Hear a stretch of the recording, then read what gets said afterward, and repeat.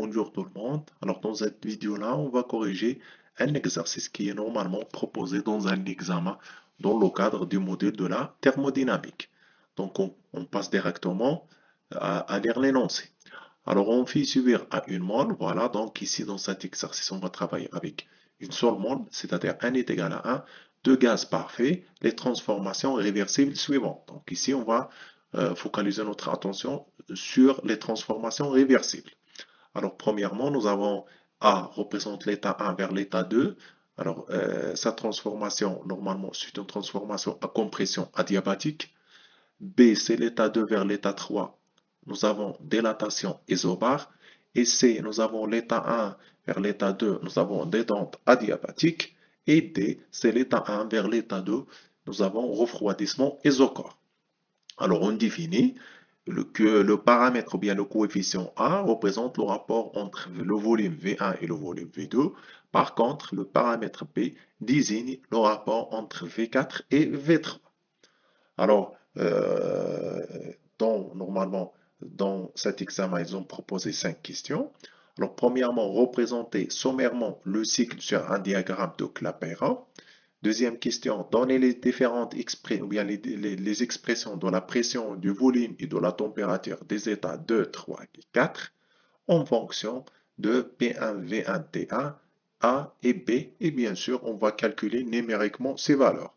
Troisième question, calculer les travaux et les quantités de chaleur échangées par ce gaz au cours des 4 transformations.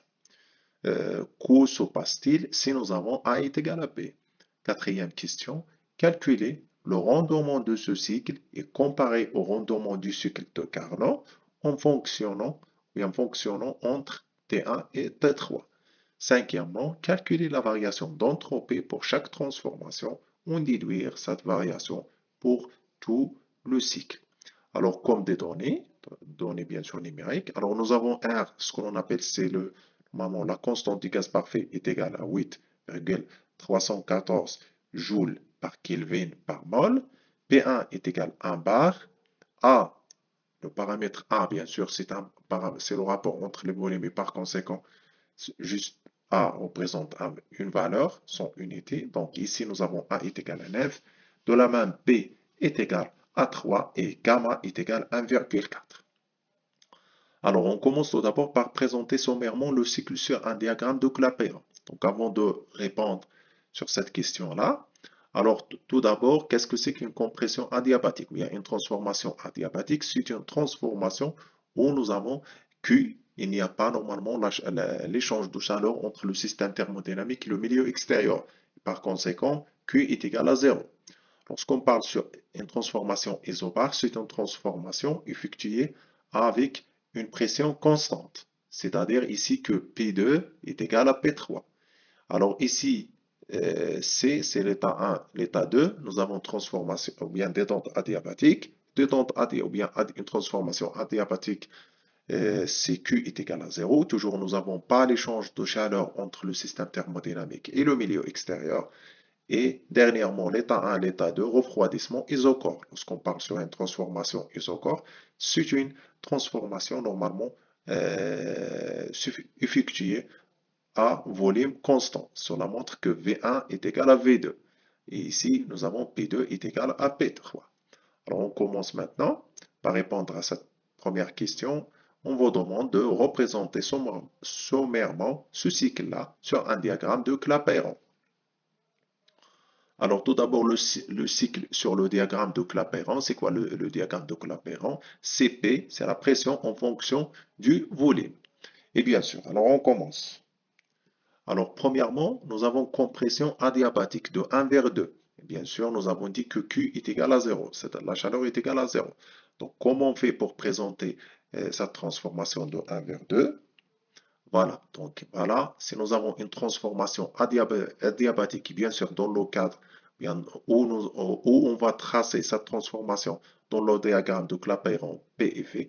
Donc voilà comment on fait pour tracer, bien pour tracer normalement cette transformation. Voilà 1 et 2, c'est une compression, bien normalement, compression adiabatique. Voilà. Deuxièmement, 2 à 3 dilatation isobare. C'est quoi isobare? C'est une transformation suffectuée à pression constante. Voilà. De 2 jusqu'à 3, voilà. C'est la transformation B. C'est une transformation suffectuée en 2 à 3 à pression constante. Troisième cas. Alors ici, c'est la transformation C entre 1 et 2. Nous avons une détente adiabatique. Alors voilà, de 3 jusqu'à 4, voilà détente adiabatique. Et finalement, de 1 vers 2, nous avons refroidissement isochore. C'est une transformation à volume constant. Voilà. Donc ici, à volume constant. Ici, à pression constante. Pression constante. Ici, à volume constant. Ici, nous avons une transformation adiabatique. Ici, nous avons une transformation adiabatique. Donc voilà. Normalement, le cycle de, nous avons présenté ici les différentes transformations, bien sûr, toujours dans le cadre de diagramme de Clapeyron, P en fonction de V. Maintenant, on passe à la deuxième question. Donnez les expressions de la pression, du volume et de la température des états 2, 3 et 4 en fonction de P1, V1, T1, A et P et calculer numériquement ces valeurs. Alors, on commence tout d'abord par la transformation A. Voilà la transformation A, c'est une compression adiabatique entre A et B.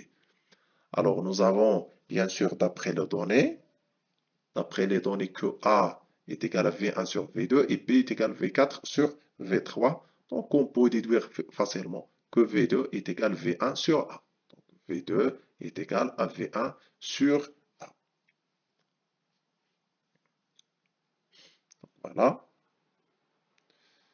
Maintenant, pour calculer la pression. Alors, puisque nous avons ici une transformation adiabatique, bien sûr, nous avons démontré ça dans plusieurs vidéos que au cours d'une transformation adiabatique, nous avons PV gamma est égal à une constante. Cela montre que P1V1 à la puissance gamma est égal à P2V2 à la puissance gamma. D'où je peux déduire que P2 sur P1 est égal à V1 sur V2 à la puissance gamma.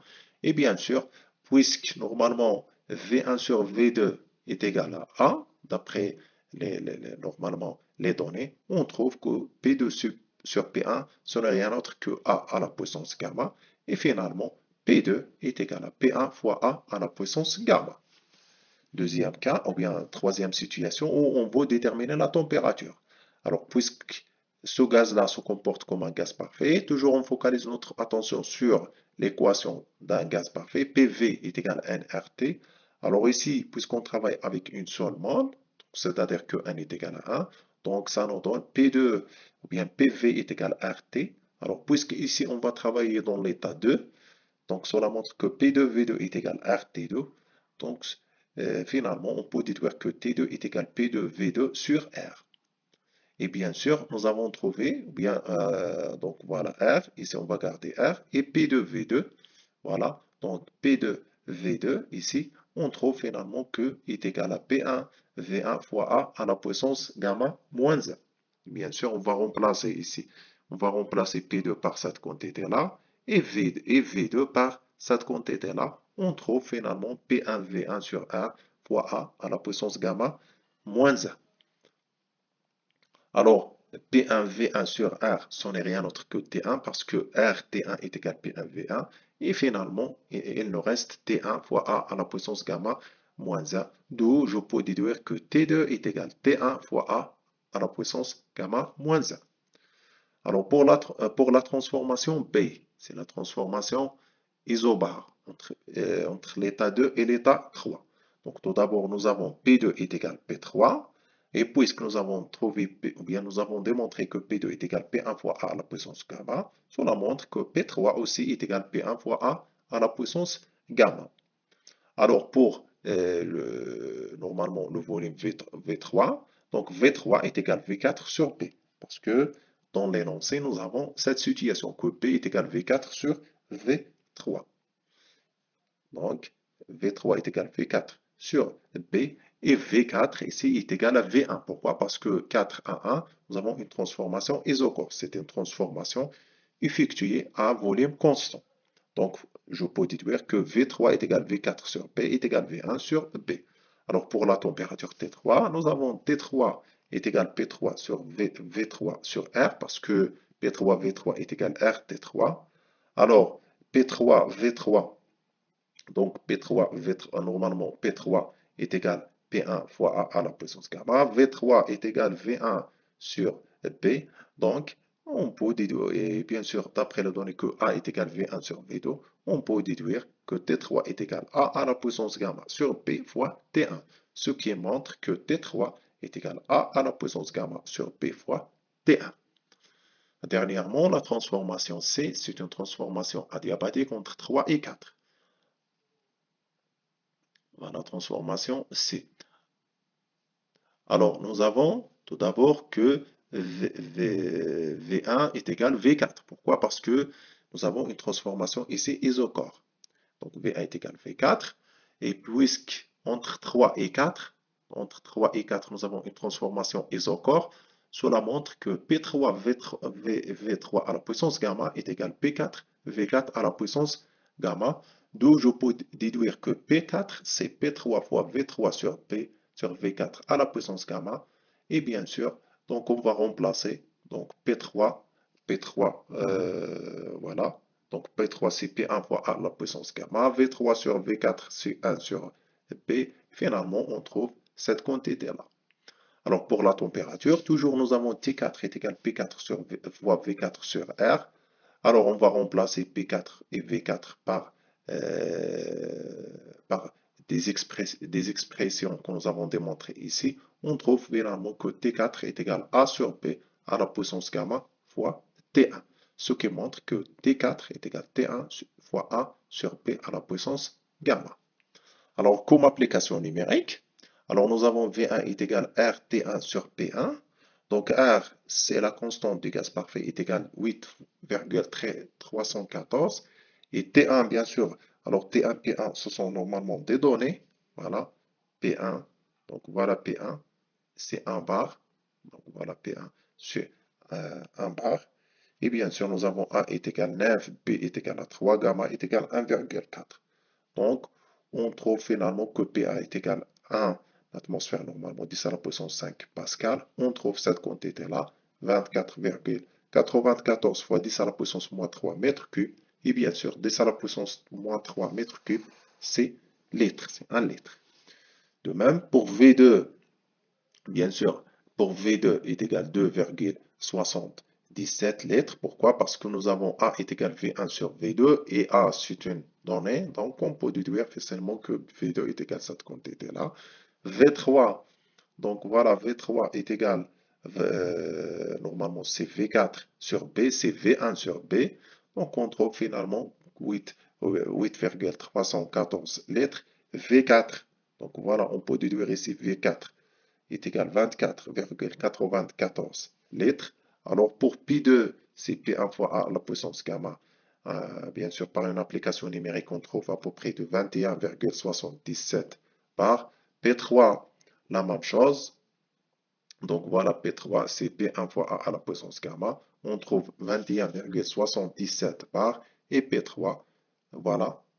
Ici, c'est P2, P3, ici P4. Attention, ici, c'est P4. C'est P4. Et T2, bien sûr, on va remplacer T2 ici. Donc T2, T1 fois A à la puissance gamma moins 1, on trouve 722,5 Kelvin. T3, la même chose. Voilà, T3 à partir de cette expression-là, on trouve à peu près de 2167 Kelvin. Et finalement, T4, d'après cette expression que nous avons démontrée, est égale à 1380 ou bien 97 Kelvin. Donc voilà l'application numérique. Alors maintenant, on passe à la troisième question. On vous demande de déterminer les travaux et les quantités de chaleur échangées par le gaz au cours de 4 transformations. Cas particulier, comme résultat, nous avons quoi normalement? Si A est égal à B. Alors pour la transformation A, donc la transformation A, comme nous avons dit tout à l'heure, A, c'est entre A et B, la transformation A s'effectue entre 1 et 2. C'est une transformation adiabatique et par conséquent, donc la quantité de chaleur QA est égale à 0. Et bien sûr, Donc, d'après le premier principe de la thermodynamique, delta U est égal à W plus Q, Q est égal à 0, donc delta U est égal à WA. WA est égal à U2 moins U1, et cette quantité-là est égale à CV fois T2 moins T1. Donc, d'après le cours, bien sûr, et d'après les différentes vidéos que j'ai publiées, CV, nous avons démontré que est égal à R sur gamma moins 1. Et bien sûr, on va remplacer T2 et T1. On trouve finalement que CV est égal à R sur gamma moins 1 fois A à la puissance gamma moins 1 moins 1. Bien sûr, nous avons démontré sur les différentes expressions T2, T1, ainsi de suite. Voilà T2, voilà T2, nous avons T1, ainsi de suite, T1, ainsi de suite. Donc, juste un calcul très facile à résoudre. T1, on trouve 8,78 kJ. Pour la transformation P, alors pour la transformation P, c'est une transformation s'effectue normalement à pression constante entre l'état 2 et l'état 3. Alors WA, c'est moins P2 V3 moins V3 moins V2, c'est égal à moins 12 kJ. Par contre, QB, la quantité de chaleur, ici, puisqu'on travaille à pression constante, donc on va utiliser la capacité calorifique à pression constante est égale à CP fois T3 moins T2. Alors CP est égal à gamma sur gamma moins 1. Attention, CV c'est R sur gamma moins 1. CP c'est gamma fois gamma moins 1 fois R, bien sûr, fois T3 moins T2. Et bien sûr, nous avons tout à l'heure déterminé la valeur de T3 et T2. Et bien sûr, après un calcul très simple, application numérique, on trouve que QB est égal à 42,05 kJ. Maintenant, pour la transformation C, c'est une transformation normalement, c'est une transformation adiabatique, c'est-à-dire Q3 ou bien QC est égal à 0. Alors directement, QC est égal à 0. Par contre, WC, c'est U4 moins E3, c'est CV T4 moins T3. Alors CV, c'est R sur gamma moins 1 et T4 moins T3. Et bien sûr, après un calcul, on trouve à peu près de moins 16,02 kJ. Par contre, la transformation T, c'est une transformation normalement s'effectue à volume constant. Donc, QP, bien sûr, puisque volume constant, donc WT est égal à 0. Pourquoi? Parce que nous avons volume constant. Donc, WT est égal à 0. UQP est égal à CVT1 moins T4 est égal à moins 22,99 kJ. Alors maintenant, que se passe-t-il si A est égal à P? Alors, si A est égal à P, A est égal à P, donc directement, nous avons l'état 2 et 3. Donc, l'état 2 et 3 sont identiques, et même les états 1 et les états 4 sont identiques. Et bien sûr, dans ce cas-là, le schéma de ce cycle devient, voilà le schéma de ce cycle, toujours dans le cadre de diagramme de Clapeyron, P en fonction de V. Donc, dans cette situation, alors, pour ce cycle, ni travail fourni, ni chaleur échangée. Attention, juste pour cette situation. Maintenant, quatrième question, calculer le rendement de ce cycle et comparer au rendement du cycle de Carnot, fonctionnant entre T1 et T3. Alors, le rendement, par définition, le rendement, c'est le travail fourni par le système sur la quantité de chaleur reçue par ce système. Et le travail fourni par le système, puisque on parle sur le travail fourni, c'est-à-dire nous avons un travail négatif, et bien sûr le travail fourni par le système. Donc nous avons moins WA plus W, normalement moins WA plus WP plus WC plus WT sur Q aussi c'est QB. Hein. Q aussi sur QB n'est pas QA. Et bien sûr, on va remplacer WA, WP, WC, WCD, bien sûr, que nous avons calculé dans cette expression, normalement, ici, donc WT est égal à 0, WA est égal à moins 12 kJ, WA c'est 8,78 voilà, kJ, et bien sûr, ici P, C, A, B, C, C et D, on trouve finalement que cette quantité-là est égale à peu près 0,458 qui est normalement 45,8%. Alors si on compare le rendement de ce cycle avec le rendement de Carnot, bien sûr, on sait très bien d'après le cours, et bien sûr d'après des vidéos que j'ai publiées, que le rendement de Carnot est égal à 1 moins T1 sur T3. Et bien sûr, on remplace la valeur de T1, on remplace la valeur de T3. À peu près, on trouve que cette quantité-là, bien sûr, rendement-là est égal à 0,682. À peu près, c'est 68,2%. Voilà le cycle de Carnot. Ici, le rendement de ce cycle de Carnot. Ici, le rendement de ce cycle que nous avons proposé dans cet examen. Maintenant, on passe à la dernière question. On vous demande de déterminer la variation d'entropie pour chaque transformation. On déduire cette variation pour tout le cycle. Alors, delta, par exemple, si on commence tout d'abord par delta S, A. Alors, delta SA, tout d'abord, c'est quoi delta SA? CQA, normalement, CQA, normalement, c'est delta S, c'est l'intégrale entre D de Q, l'intégrale de D de Q sur T. Alors, puisque nous avons ici une transformation adiabatique, c'est-à-dire que delta Q est égal à 0, donc finalement, que normalement delta S de A est égal directement à 0.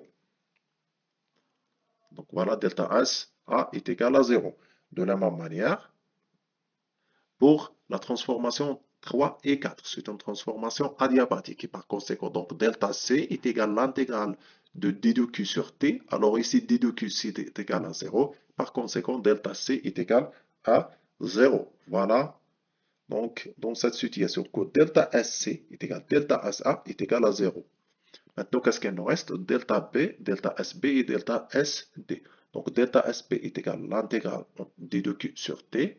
Alors, delta SB, donc voilà, delta SB, c'est normalement, c'est ici nous avons, on travaille à pression constante. Donc, on va remplacer D de Q par CP dt. Donc, ici, c'est entre 2 et 3 CP dt. Alors, CP prend une valeur constante. Donc, qu'est-ce qu'il nous reste? De l'intégrale de dt sur t. Et bien sûr, cette intégrale, ce n'est rien d'autre que ln de t. Et bien sûr, entre t3 et t2. Donc, est égal cp ln de t3 sur t2. Et cp, ce n'est rien d'autre, toujours pour le gaz parfait, est égal R gamma sur gamma moins 1. Nous avons démontré sur cette relation, et bien sûr d'autres relations dans des vidéos précédentes. Donc, Cp est égal à 1 fois gamma sur gamma moins 1. Et bien sûr, qu'est-ce qu'il nous reste? ln de T3 sur T2. Après une application numérique, on trouve à peu près que delta aspect est égal à 39,0 à peu près 0,3 joules par Kelvin. Et delta SD, c'est entre l'état 1 et entre l'état 4. Donc, ça nous donne directement, donc, puisqu'on travaille à volume constant, donc toujours on applique ça. Delta ST, c'est l'intégrale entre D de Q sur T. Alors, puisqu'on travaille à volume constant, donc D de Q, dans ce cas-là, c'est CV dt. Et finalement, qu'est-ce qu'il nous reste? CV ln de T1 sur T4. Et CV, c'est R sur gamma moins 1, et ln de T1 sur T4 est égal à peu près moins, attention ici, n'est pas 93, c'est à peu près moins 39,03 joules par Kelvin. Et si on calcule delta H total, c'est-à-dire on fait la somme de delta HA plus delta HB plus delta HC plus delta HD, on trouve 0 joule. Donc voilà la réponse à cet examen qui normalement résume tout le cours de la thermodynamique. Et à très bientôt.